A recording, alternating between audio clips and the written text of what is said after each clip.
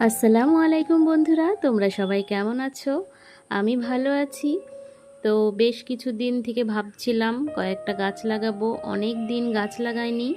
তো এই যে দেখো, এটা আমার স্পাইডার প্ল্যান্ট, এটা অনেক পুরনো গাছ আমার। তো এখান থেকে 4-5টা গাছ আমি নিয়ে নিলাম।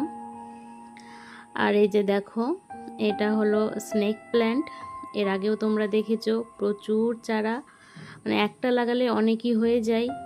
তো আমার সেইভাবে তুলে লাগানো হয়নি, তো সেই জন্য ভাবলাম লাগাবো। তো এই যে দেখো, এখান থেকে আমি কয়েকটা চারা নিয়ে নিলাম, দুটো নিয়েছি, কারো লাগলে অবশ্য বলো আমাকে, আমি দিয়ে দেব।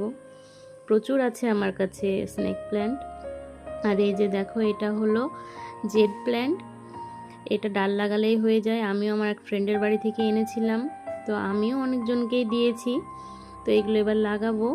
তো এই পটগুলো বাড়িতে এমনিই পড়েছিল, পার্সেলে আনা, তো ভাবলাম এগুলোতেই বসাবো। আর আমার সাধারণত মাটির অভাবেই গাছ বসানো হয় না, মাটি আনা হয় না। তো এই মাটিটাও খুব একটা ভালো না, বালি মাটি। জানি না এগুলোতে গাছ হবে কি না, তবুও চেষ্টা করি। আর এই গাছগুলো এমনি যে কোনো মাটিতেই হয়ে যায়, বেশি যত্ন লাগে না, বিশেষ করে স্নেক প্ল্যান্টে। তো আমার 3টেই গাছ লাগানো কমপ্লিট। আর আমার সব থেকে গাছের মধ্যে বেশি ভালো লাগে দেখতে স্পাইডার প্ল্যান্ট।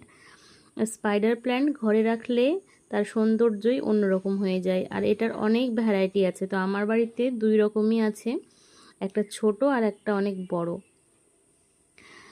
তো লাগানোর পর এই যে একটু একটু করে পানি দিয়ে দিলাম। আর এই বর্ষাতে যে কোনো গাছ লাগালেই হয়ে যায়। তো জানি না এগুলো হবে কি না। তো দেখো, গাছগুলো লাগানোর পর কত সুন্দর লাগছে দেখতে। আমার গাছ ভীষণ প্রিয়, অনেক দিন নার্সারিতে যাওয়া হয় না, যাব যাব করে সময় পাই না, যাব, আমার অনেক কিছু গাছের দরকার ইনডোর প্ল্যান্টের। আর একটা যেটা স্নেক প্ল্যান্ট ছিল, সেইটা ভাবলাম এই যে এই পানিতে রাখবো, তো এই যে রেখে দিয়েছি। তো ভিডিওটা কেমন লাগলো জানিও, সবাই ভালো থেকো, সুস্থ।